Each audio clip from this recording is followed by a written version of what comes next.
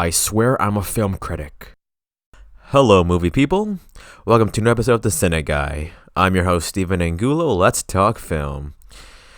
Actually, start your engines, ladies and gentlemen, because you know what we needed today? A new biopic with a bit of the American dream in it. Oh no, not Harriet. I already reviewed that. It was pretty good. Very History Channel-ish and coming to an AP World History class in high school near you. I'm talking cars, business, and a lot of Coca-Cola drinking. That's right. It is Ford V Ferrari. Now, I think this is the first biopic I reviewed on this show. I mean, usually based on a true story, films like that, I leave it for the Instagram page, CineGuy Steven, like and follow.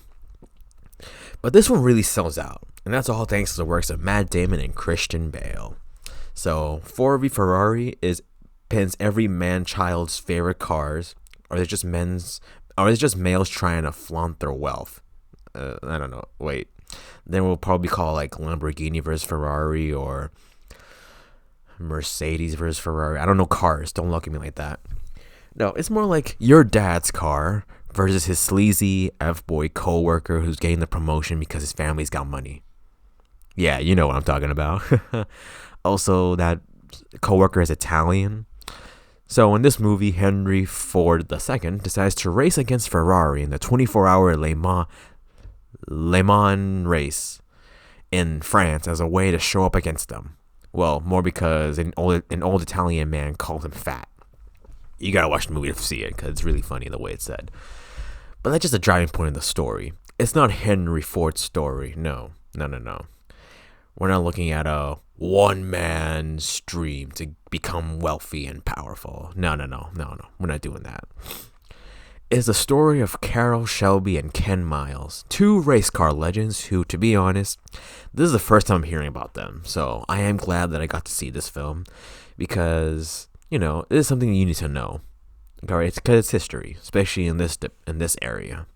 Now, I'm sure that that's the point for most of you listening, because unless you're a real gearhead and appreciate the history of cars, I'm sure their names probably did sound familiar.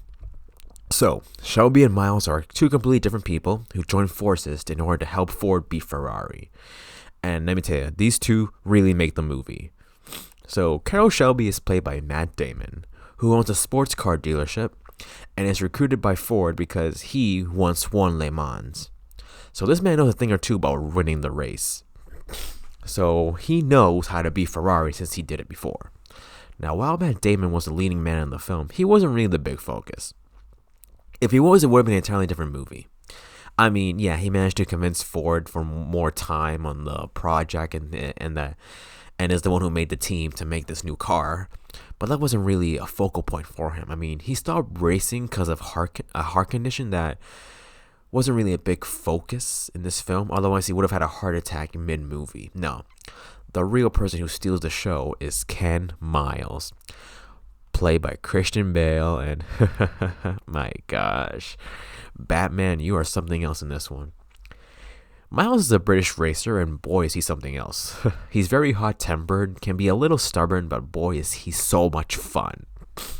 Now, he may appear annoying to those around him, but he's one hell of a racer. Okay, he knows the car that he's driving and how to operate it. When he's racing, he's just talking to the other racers and passing them by like it's nothing. So yeah, Christian Bale, you really sold me on this performance. I do hope he gets nominated for an Oscar because this was so much fun. I mean, he brought out he brought out his performance from like The Fighter because he was like the most enjoyable part of that film. So yeah, he of course was the most enjoyable part of this one. Also, his chemistry with Matt Damon was just so fantastic. Like, these two did grow closer together and become good friends, even though at first it was like, oh, hey, we're associates, I'll work with you. Till like, hey, man, don't throw me under the bus like that, okay? Till like, hey, man, you're one hell of a race car driver, and I respect you for that. That's what I'm talking about.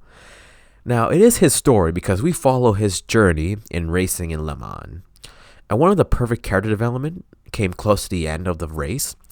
He's way ahead and was told to slow down in order to finish at the same time with the two other Fords behind him to make a memorable historical moment. Of course, Shelby is like, Nah, come on. I'm not up for that because it's all Leo Beebe, played by Josh Lucas, who's like Ford's right hand man, and boy, is he a massive prick. We'll get to that soon. But yeah, they want it to be like a good photo, alright? They don't want Miles to steal the show. But of course, it's up to Miles. He is celebrating early because he's going to win, but suddenly it goes silent. He looks behind him and sees the two who are far behind him, and he decides to push aside his ego and slow down. For the first time in Miles' life, he's putting something else before himself. And yeah, the finish is truly memorable. But the thing is, he doesn't win. Like, it's supposed to be a tie, but the other car was declared the winner. I guess, like, he was ahead by some time. Of course, Ford is happy because, hey, it's his glory. His company just won the race. He's feeling great about himself. But Shelby is so mad because he felt cheated. Like, where was his tie that he was told it was going to be? I so wanted him to beat up Leo Beebe. Like, he had him right there. But of course, they had to hold him back. But the thing is, Miles did not care. He got the chance to race. So, the way I see it, he truly won that day. Now, a little history lesson, which isn't really spoilers, and it's based on a true story, but it is really upsetting. So, Ken Miles actually passed away while test driving a race car, and the brakes blew up. It's a tragic moment in racing history, but in a way it's symbolic because he died doing what he loved, racing. So, rest in peace, Ken Miles. You are one hell of a driver. Now, this movie does like to explore the dark side of business because it focuses on the Ford company. Now, I mentioned Leo Beebe. He was like the one in charge of the project chosen by Ford, who did not like Miles because he felt he ruined their image.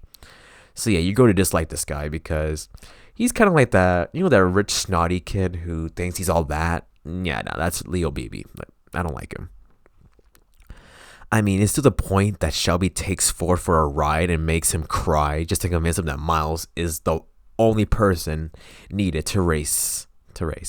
He even tries to butt in when Miles is driving to the point that Shelby has to push him away so Miles can do his thing. I mean, you don't write a sign saying, "Hey, Miles, slow down." Like, you don't do that to a race car driver. No.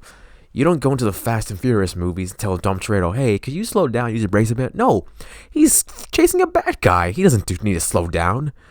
Oh, yeah. Yeah, it just comes to show you that the Ford company doesn't really care about the people who are part of the project. They only care about winning. They care about their image. They want to be like the best of the best. I mean, because if they actually cared, they would have been like, hey, Shelby, Miles, what do you need in order for this to be accomplished? Because I trust you and I got your back. No. It was Shelby who chose Miles because he knows he's a winner. And yeah, Ford's all win. I need to win. I need to be better because an old Italian man called me a nasty word in Italian. So it's all about not what I can do for you, but what you can do for me. Yeah, not about that. It's more like me. Oh my gosh, is Henry Ford Donald Trump? No, I'm not going to go there. Sorry. But then again, that's how companies work. I mean, yeah, that's the dark side of business. And I'm not going to work for Ford. I mean, I'll drive their cars, but I don't know. So Toyota's a lot better. So we'll see. We'll see what happens when it comes to first cars. Yeah. I mean, like, the only sensible worker in Ford was Lee Iacocca, played by John Bernthal. Now, he's like the head of marketing, and he was a lot of fun, all right? And he actually cared about Shelby. That's for sure. So, we salute you, Iacocca. You have a funny last name, but hey, you're played by the Punisher, so you're pretty cool. So, yeah. Overall, it's a really fun racing biopic, which, to be honest, I thought this was the most fun racing movie since Speed Racer.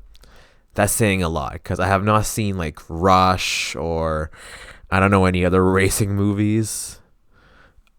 Talladega Nights? Nah, you don't. The Talladega Nights, like, just comedy. We're just meant to laugh at Will Ferrell screaming like a little girl. But yeah, the acting is superb in this film, and the story is a great piece of history. I did enjoy it, and if you like cars, you will too. Or if you like Christian Bale and Matt Damon in general, then you will like this one. So I give it my rating of 5. Sorry, not 5. Oh, that's horrible. Sorry. 9.1 engines out of 10 Christian Bale's shouting at rule books. Yeah. Christian Bale shouts a lot in this one. But that's just what makes him fun. Alright, another great episode, guys. I noticed that these are becoming a lot shorter. Like, since Dr. Sleep, they're becoming like 10 minutes. They used to be like 17 minutes long and everything. Like, I guess we'll see on how much I have to talk about these films. Like, I sure hope you enjoy it. That's for sure. And if you did enjoy it, leave a like if you did. Subscribe and join the crew. And we'll see you next week for another awesome review. And I have a feeling for next week's movie, it's going to be a lot longer than just 10 minutes. I'll check out the Real Movie News and Reviews podcast at SorPOV.com. Link in description. And follow the Instagram at CineGuy Steven for more fun reviews. I posted my Charlie's Angels review there. Like I said, it's a fun lady spy movie with a good dose of girl power. So do check it out and give it a like, because I need likes. I also posted my Jay and Silent Bob review, and wow, that got a lot of great likes. It just comes to show you people actually like Kevin Smith comedies, like me. Alright, until next time, this is Steven Angulo signing off. Vroom vroom, that's a wrap.